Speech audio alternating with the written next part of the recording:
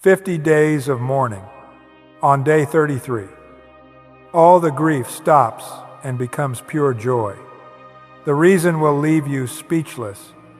Most people hear that and assume it is just a quirk of the calendar, an old Jewish custom, something safely contained in ancient history, in someone else's tradition, in a world that has nothing to do with the specific weight you carried into this day. But I want you to stay with me, because what is hidden inside this 33rd day is not a footnote. It is a blueprint, a divine pattern about how suffering ends, how light breaks through darkness, and why grief is never the final word in the story that God is writing about your life. What I am about to take you into is not a theological abstraction. It is the architecture of transformation. It is the map that Jewish tradition has used for nearly 2,000 years to explain why darkness does not last forever and how the most crushing seasons of human existence become the very birthplace of the deepest revelations human beings ever carry. I have been teaching for more than 4 decades, and this is the teaching I return to more than any other, because it answers the question everyone eventually asks in the dark. And I am going to take you through every layer of it today, so that when we are finished, you will not simply feel encouraged, you will understand the pattern. And understanding is more powerful than encouragement. You did not come to this video by accident. There are millions of videos on this platform, and you are here, right now, watching this one. That is not neutral. Something in you recognized the title. Something in you moved toward the question before you fully understood what question you were moving toward. You have been carrying something. You know what it feels like to wait when the waiting has gone on too long. You know what it is like to count the days, to go to sleep under a weight and wake up under the same weight, to carry something inside your chest that never quite releases and never quite announces itself and never quite goes away. You have had conversations with yourself in the middle of the night that you would never repeat out loud to another living person. You have lain awake in the dark running the same loops. What if this does not change? What if this is permanent? What if I am missing something? What if the promise was never for me? You have smiled through moments that should have felt like celebrations and felt hollow behind the smile. You have gone through the motions of ordinary days, while something underneath those days was heavy and unresolved and demanding an answer you have not yet received. You have told yourself that tomorrow might be different. And sometimes tomorrow was, and sometimes it was not. And the counting kept going, and the season kept stretching. You have watched people around you receive breakthroughs and felt the complicated grief of wanting to celebrate for them while secretly wondering, why not me, why not yet? You have stopped explaining your season to the people around you because explaining it requires energy you no longer have to spare. And because the look on their faces when you try to describe it, that well-meaning, slightly at a loss look, costs you something you cannot afford to spend. You have asked God about it, maybe not in formal prayer with candles and the right words, maybe in the stripped-down, honest, 3 a.m. version of asking, where there is no eloquence and no performance, and you are just there in the dark saying how much longer you have been faithful. You have not abandoned what you were supposed to hold on to. And the season has not changed. And you have wondered, in your most private and most honest moments, whether day 33 was ever going to arrive. I want to speak directly into that place. Not around it, not with the soft comfort that says everything will be fine without explaining why or when or how. Directly into it. Because the teaching I am carrying today was designed, I am fully convinced, with the kind of precision that only ancient wisdom preserves, for people who are in exactly the place you may be in right now. And by the end of what I am about to say, you are not simply going to feel better. You are going to understand the pattern. Are you tired of seasons that never seem to end? Have you ever asked God, sincerely, from the bottom of everything you had left, why the suffering continues when you have been faithful, when you have prayed and waited and believed and done the work and the answer has not come? Do you feel like the people around you have moved on while something in you is still standing in the same place it was a year ago, 2 years ago, possibly longer? If something in you answered yes to even one of those questions, do this right now. Click the like button. It costs you nothing. Then write in the comments, "My mourning becomes a miracle." That is the declaration for today. Write it even if you do not believe it yet. Write it especially if you do not believe it yet. Because declarations spoken in doubt are more powerful than declarations spoken in certainty. Anyone can declare what they already know to be true. The person who writes "My mourning becomes a miracle" while still standing in the middle of their mourning is doing something of a completely different order. Subscribe right now and ring the bell. Because what I am about to give you is something I have spent 4 decades earning, and I am putting it in your hands today because you need it today. My name is Rabbi Ezra Ben Dov. I am 76 years old. I have spent more than 4 decades teaching the deeper dimensions of Torah and Kabbalah to students and seekers of every background, every denomination, every tradition. I have sat beside people in the highest moments of their lives, and in the lowest, I have walked beside people through grief that had no name yet, through waiting that had no visible end, through the quiet confusion that arrives when you know something is supposed to be true and your circumstances keep contradicting it every single day. I have watched the pattern I am about to describe to you appear in life after life after life. I have stood at enough cave entrances, watched enough people come out of their dark seasons to say with confidence the cave is not the end. The cave is the prerequisite. The darkness does not last because it cannot. Darkness is the condition for the formation of light, and the tradition I carry has preserved that truth in practices and texts and calendar dates and bonfires that have survived 2,000 years of history precisely because it is true. I am not interested in religion as a cultural performance. I am interested in truth, in the living wisdom embedded in these ancient texts and practices, precisely so that human beings in exactly your situation could navigate the most crushing seasons of life with something more than optimism, with certainty grounded in the testimony of those who went before you into exactly this kind of dark and came out carrying the shining light. Let me begin at the beginning.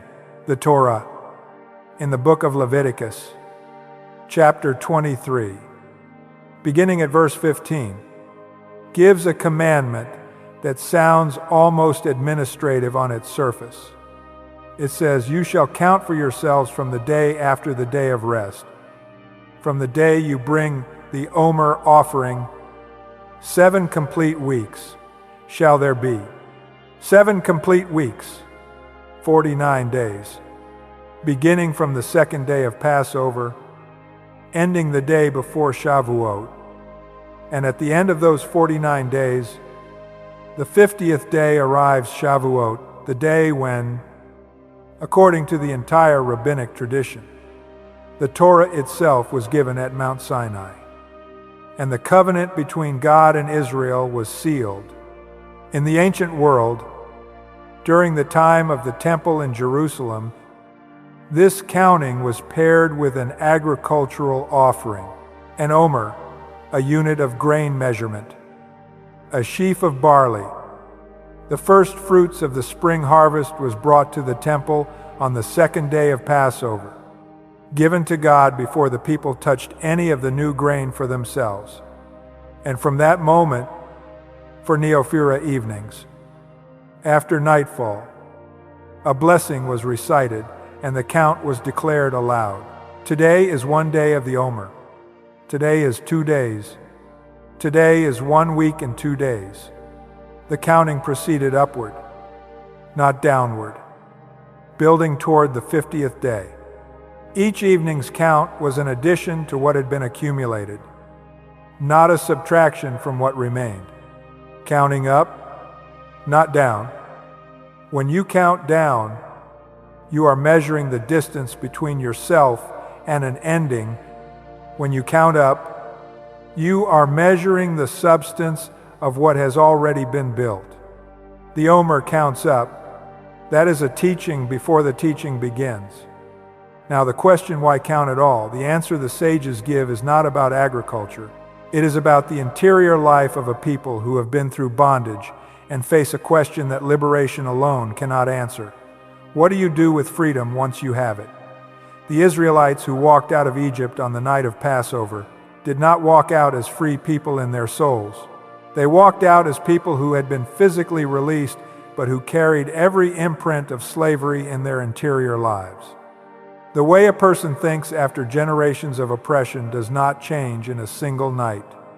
The self-image, the relationship to authority, the ingrained patterns of fear and smallness, none of that left with the chains. And you cannot give the Torah the instruction for living as free, dignified, holy human beings to a community still operating from the psychology of bondage. So the 49 days exist to transform the interior, not the circumstances, the soul itself from the inside out. Each day of the counting corresponds to a specific combination of 2 divine attributes, those qualities called the Sephirot, the 7 channels of divine life that flow through creation and through the human being, creating 49 unique pairings. 49 spiritual coordinates for the work of becoming free. Chesed, loving kindness, the capacity to give without calculating the return. Where in your life is loving kindness still conditional? Where is your generosity waiting for a guarantee before it moves? Gevurah, discipline and strength, the capacity to hold right limits, to say no when no is the holy answer. Where have you confused strength with hardness? And where have you confused softness with compassion, Tiferet?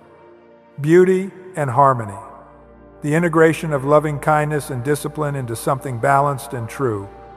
What does it look like in your actual life to be both kind and strong at the same time, without choosing between them?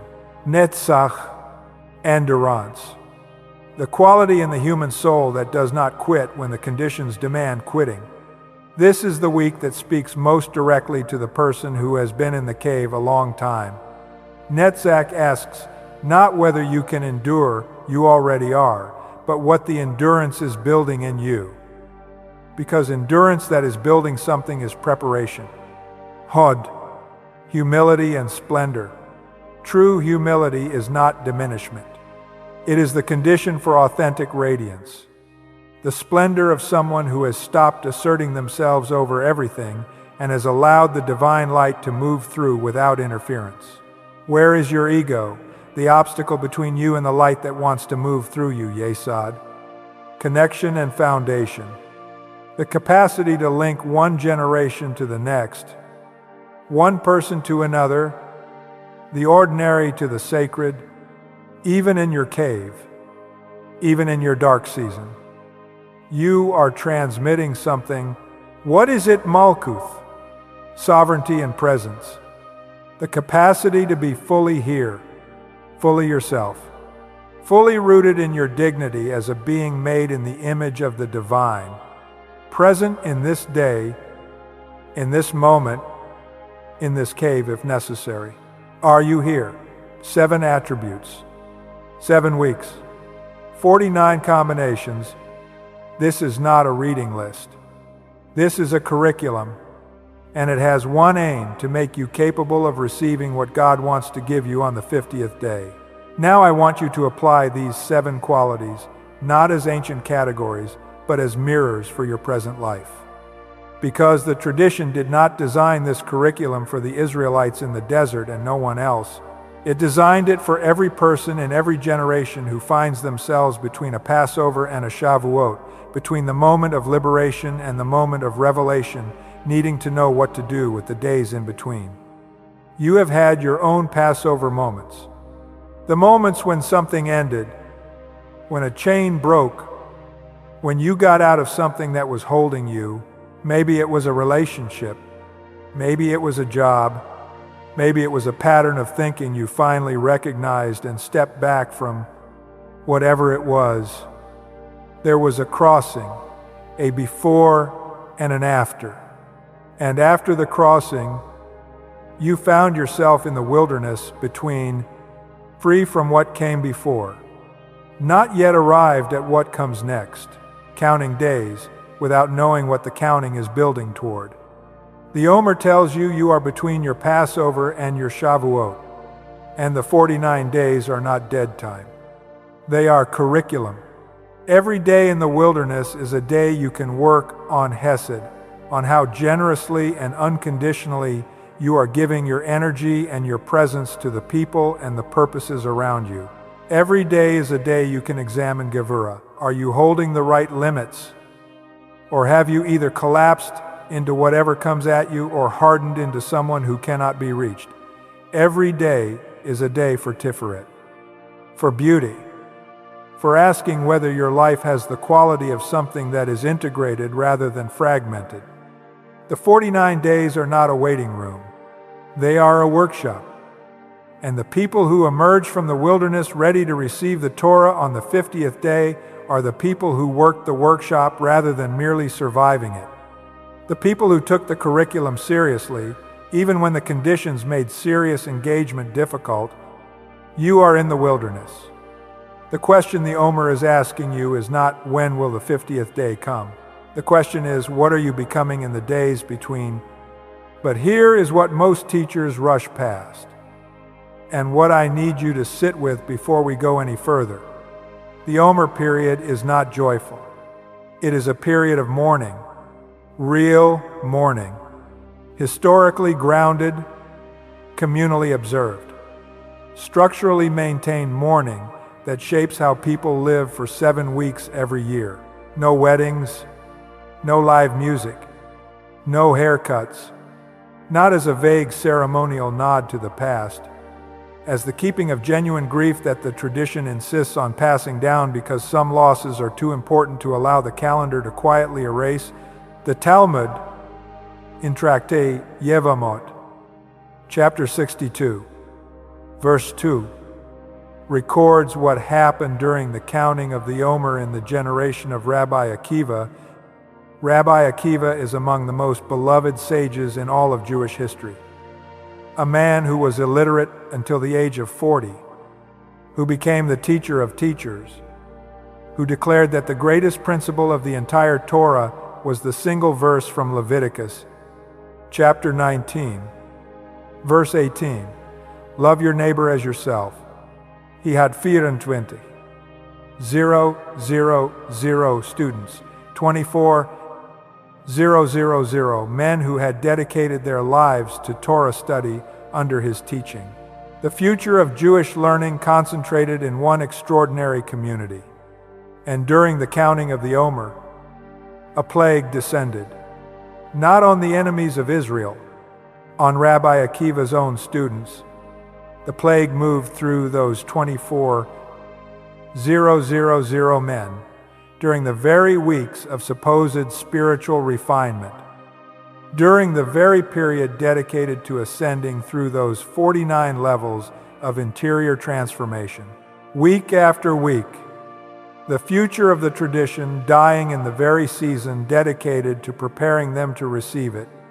The Talmud's explanation is the one that stings across centuries. They died. It says, because they did not treat one another with proper respect, because they knew the commandment, love your neighbor as yourself, the heart of Torah as their own teacher had named it, and failed to practice it in their most immediate and daily relationships with one another. Stop right there. Not wicked men, not faithless men, devoted, rigorous, brilliant scholars. And their failure was relational. It lived in the texture of daily life in tone, in posture, in the small daily choices about whether to recognize the dignity of the person across the table or quietly diminish it. They knew the words and skipped the practice. And 24,000 of them are gone. This is the darkness of the Omer. You can pursue spiritual greatness and destroy the people right around you. You can know the texts and fail the most basic test. The tradition holds this grief in the calendar every year, so that the gap between knowledge and practice is never forgotten. For 32 days, the grief and the counting proceed together, both at once. No weddings, no music. The body participates in what the soul is carrying. I want to stay with the weight of that number for a moment. 24,000, and the tradition asks us to carry the weight of it every year. Not because grief is productive in itself, but because the specific shape of this grief contains a specific warning that every generation needs to hear again. The warning is this: knowledge without practice is not wisdom. It is danger. Rabbi Akiva's students were not failing at study. They were succeeding brilliantly at study.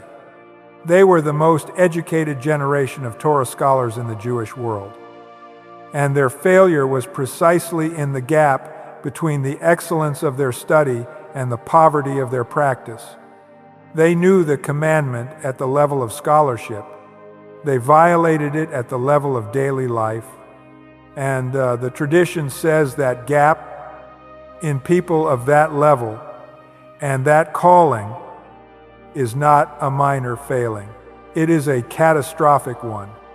This is a teaching for every person who is drawn to spiritual wisdom. You can know things at a high level and miss the most basic application of what you know. You can quote the teachings and violate the spirit. You can count the days of the Omer and still fail the test. The Omer is counting toward. The counting is not the point. What the counting is building in you is the point. This is why the mourning of the Omer is not a passive historical commemoration. It is an annual examination of conscience. Every year, for 7 weeks. The tradition asks, are you closing the gap?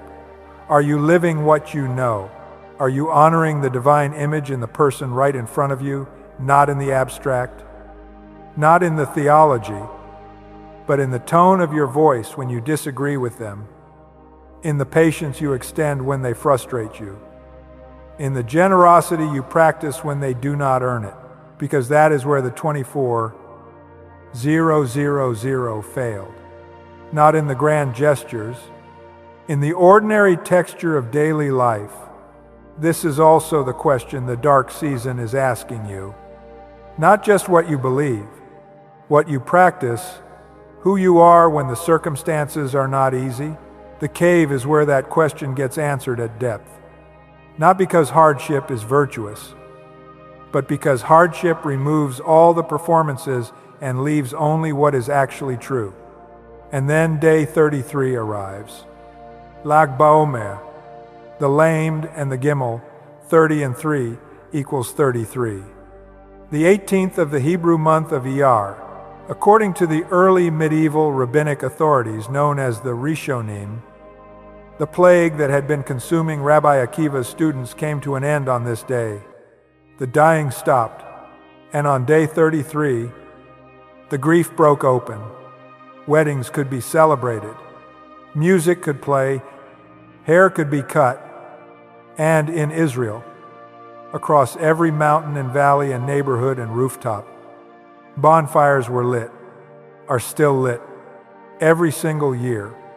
Hundreds of thousands of people gathering at night, always at night, in the dark, because fire in darkness announces something that fire in daylight cannot. The 33rd day arrives and the grief does not quietly dissolve.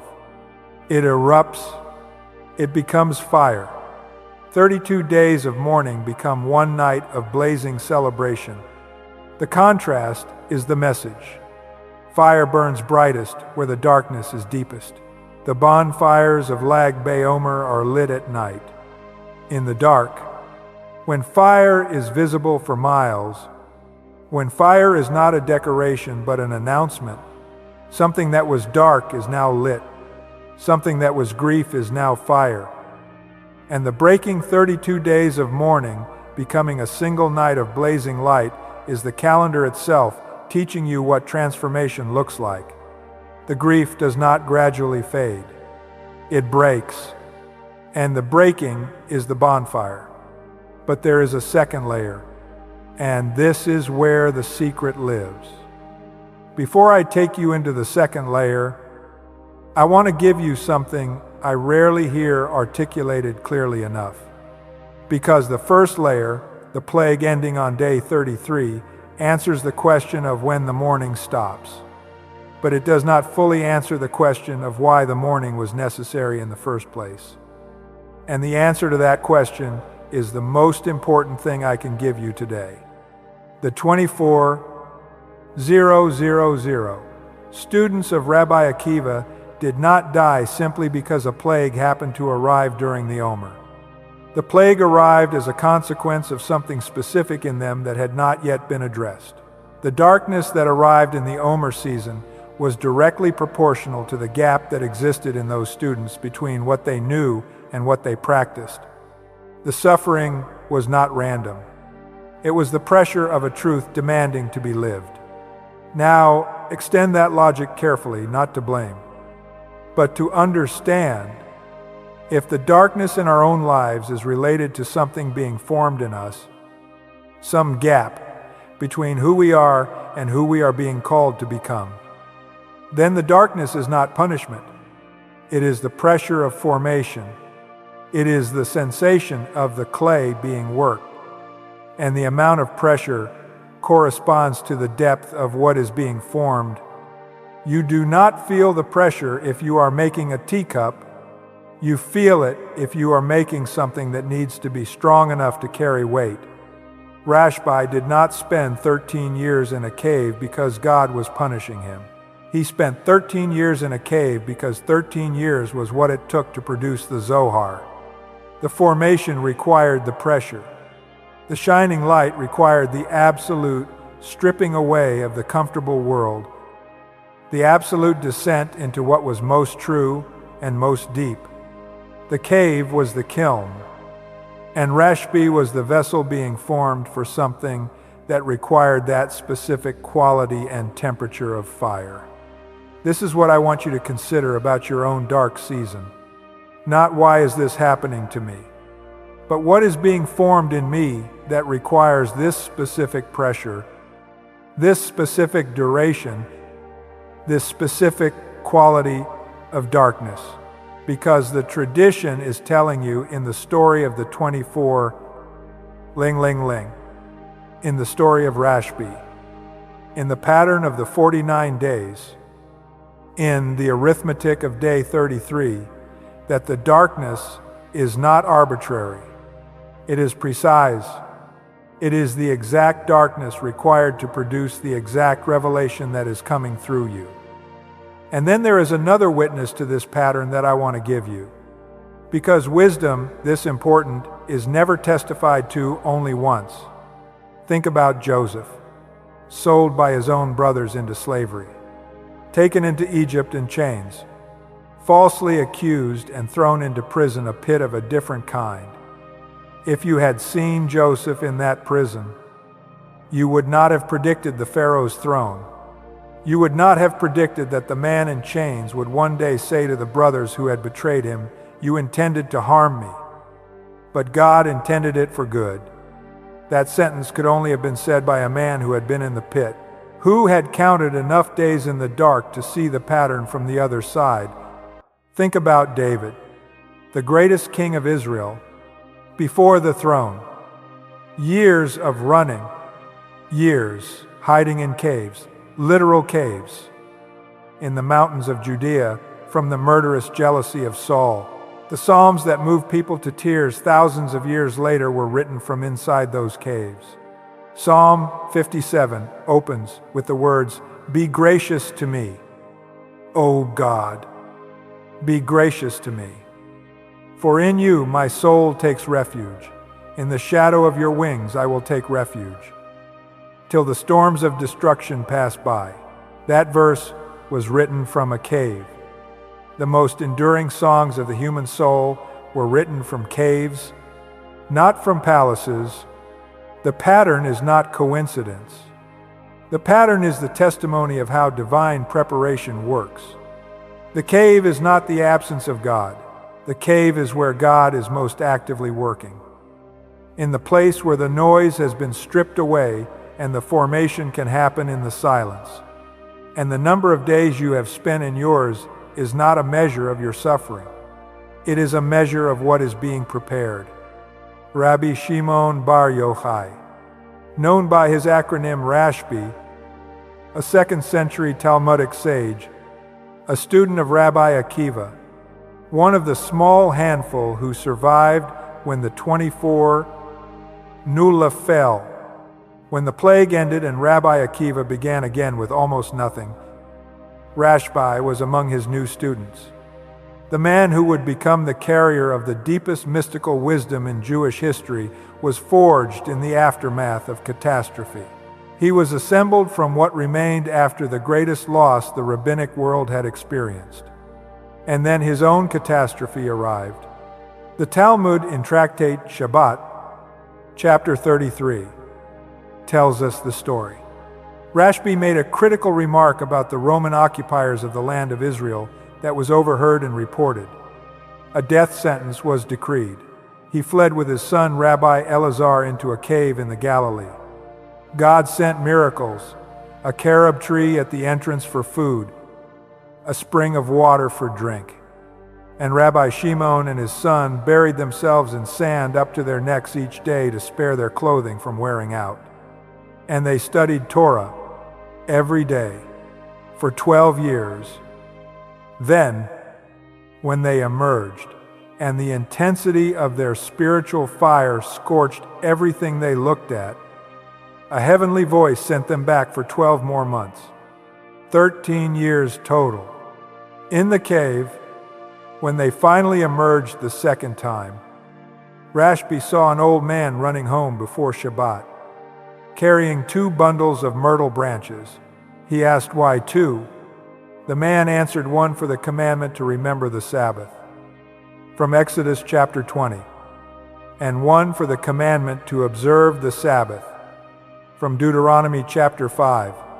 2 myrtle branches, 2 versions of 1 commandment. And Rashbi said to his son, "See how precious the commandments are to the people of Israel." That ordinary man hurrying home with ordinary branches was enough. The fire from the cave had learned to live inside ordinary life without scorching it. The cave was not the obstacle to Rashbi's revelation. The cave was the prerequisite. What came out of that cave, the Zohar, the shining light, the central text of Jewish mysticism, not from the comfortable years. From 13 years buried in sand in a cave under a death sentence, the depth of revelation corresponds to the depth of darkness that preceded it. In the cave, there is no performance. There is no audience. There is only what is genuinely true about you, about God, about the bedrock of what you are made of when everything external has been stripped away. And in that place, the Zohar becomes possible. Tradition holds that Rashbi died on the 33rd day of the Omer. The Zohar, in the section called the Idra Zuta, describes the room where he lay. Fire surrounded the space. A great light filled the room. No one could approach.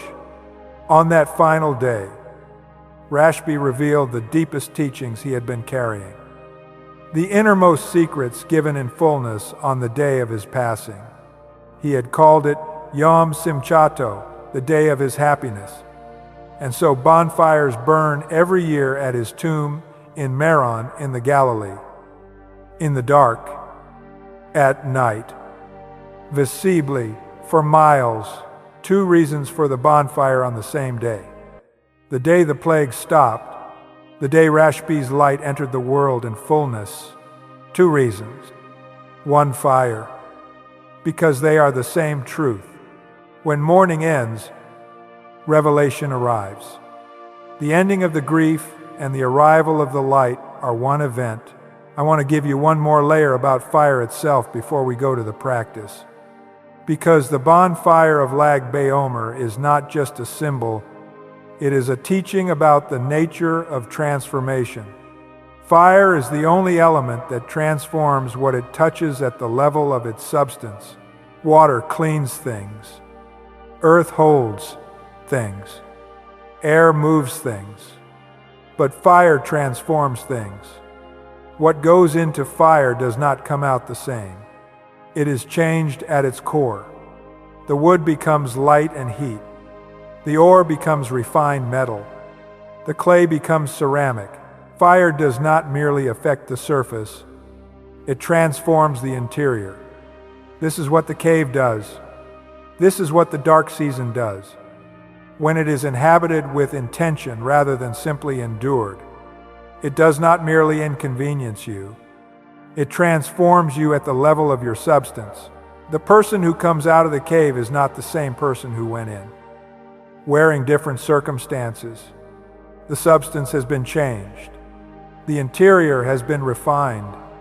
What went in as raw material comes out as something that can carry fire without burning. Think about the burning bush.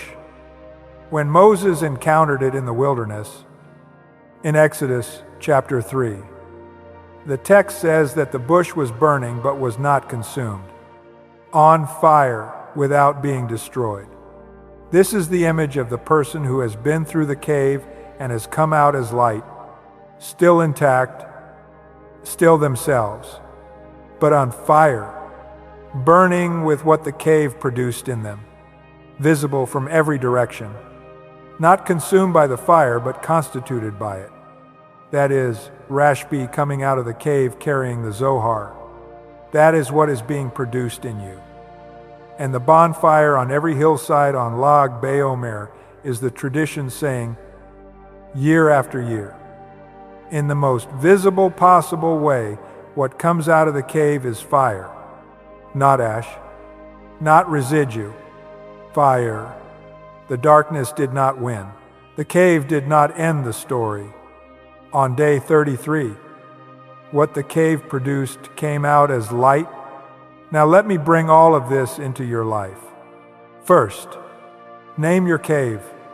Whatever the dark season is, give it a name, not the complaint about it. The actual name, this is my cave of financial pressure. This is my cave of grief. This is my cave of illness.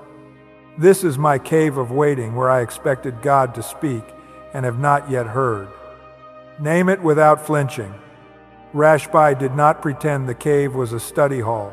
He named it and went into the sand and studied. The naming is the beginning of inhabiting your season honestly rather than fighting the fact that you are in it.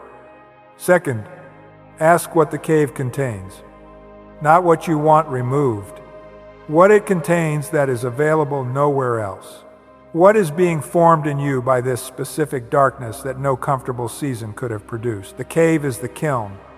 What is the vessel being shaped inside you? The 24,000 students refused this question, and the gap between what they knew and what they practiced cost them everything.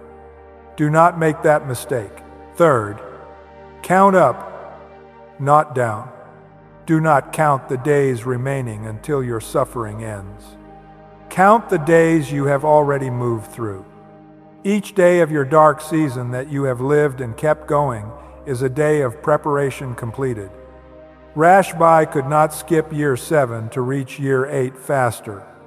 Every year was necessary. Your accumulation is building something that requires every single layer. Fourth, practice one of the 7 attributes deliberately each week.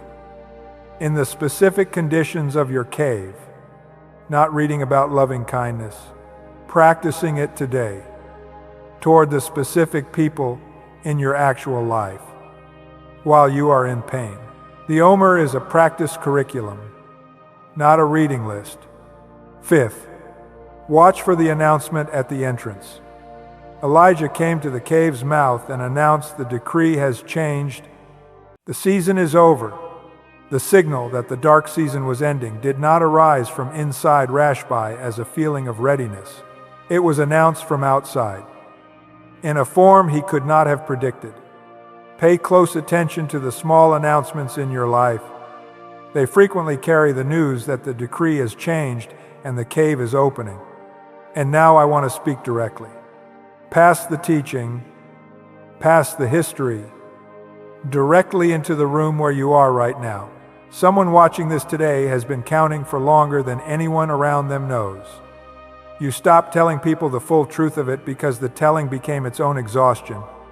You have been faithful in the dark in a way that would be impossible to explain to someone who has not been in a similar cave. You have gotten up every morning when you did not want to. You have kept going when nothing visible rewards the keeping going. I want to tell you something about those days you have already counted. The 32 days of mourning in the Omer are not 32 days of nothing. They are 32 days of formation. Every single one of those days, the counting continued. The blessing was recited. The number was declared. Today is 11 days. Today is 19 days. Today is 27 days. The grief was present and the count continued, both at once. The mourning did not stop the counting. The counting did not deny the mourning. They coexisted day by day until day 33 in your life, in your cave. The counting continues even when the grief is present. Every morning you get up is a day added to the count. Every prayer you have prayed from the bottom of your exhaustion is a day added to the count. Every decision to hold on rather than let go is a day added to the count. You have not been inactive in the dark.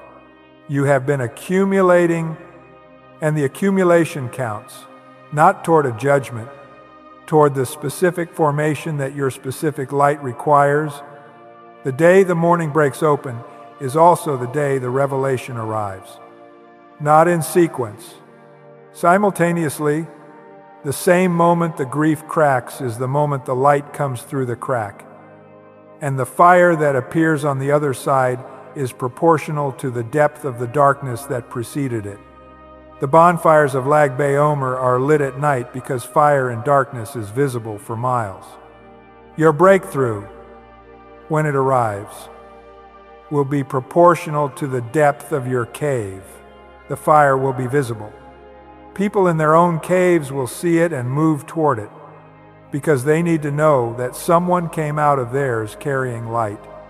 Your day 33 is not a metaphor. It is built into the structure of the divine calendar. It was established 2,000 years ago so that you would have a tradition to stand on when you cannot stand on your feelings or your circumstances or your understanding of why things went the way they went. Nothing in your counting is being wasted. Not one day, not one night of heaviness. The cave is the kiln, and the vessel being formed in you is real. When the door opens and you step out carrying what the cave has produced in you, the world around you is going to see a light that looks like a bonfire. That looks like fire in the dark. That looks like the 33rd day. And let me say one more thing to you directly, because I want this teaching to land in the most personal place it can reach. The number 33 is significant in more ways than one. 33 is the value of the Hebrew letters lamed and gimel together.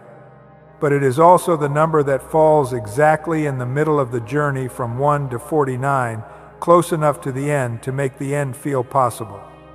Far enough from the beginning to have built something real. Day 33 is not a guarantee that the rest of the journey is easy. After Lag BaOmer, There are still 16 days until Shavuot, after day 33. The counting continues. But day 33 is the day the character of the journey changes. The grief lifts, the tone shifts, the mourning becomes fire, and the rest of the journey, from day 33 to day 49, is walked with something. The first 32 days could not provide the knowledge that the turning has already happened. When your day 33 arrives, the rest of your journey will still require walking, but you will walk it differently. You will walk it as someone who came through the cave and knows what the cave was for. And that knowledge changes everything. Write in the comments right now, "My mourning becomes a miracle." Let me see hundreds of people declare it today, in the middle of whatever they are carrying, in the honest uncertainty of whatever cave they are in. When you write it, you are aligning yourself with a 2,000-year-old pattern of divine faithfulness. You are saying, "I trust the count. I trust the cave. I trust that day 33 is built into the structure of my story." Subscribe. Share this teaching with someone who is in their own counting and has gone quiet about it. Send it to someone whose eyes are somewhere else when they should be at rest. Let the tradition find them where they are. And for the day in your own life, that becomes a turning point. Whether it arrives tomorrow or in a season still ahead, light something. A candle. More than one if you have them. Go outside at night and look at the dark sky. And say aloud, "Ones," clearly, without performing it for anyone. The darkness I have carried is becoming light. The mourning I have known is becoming a miracle.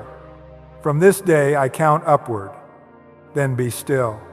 Let the declaration exist before you require it to produce evidence. This is what the bonfires of Lag BaOmer announce every year across every hillside in Israel that grief honestly carried, daily worked, faithfully counted, will one day, on a day always already written into the divine architecture of your story, become fire, become shining light, become the radiance that other people in their caves can see from far away and move toward. May you come to understand, in time, what was being made in you during the dark counting.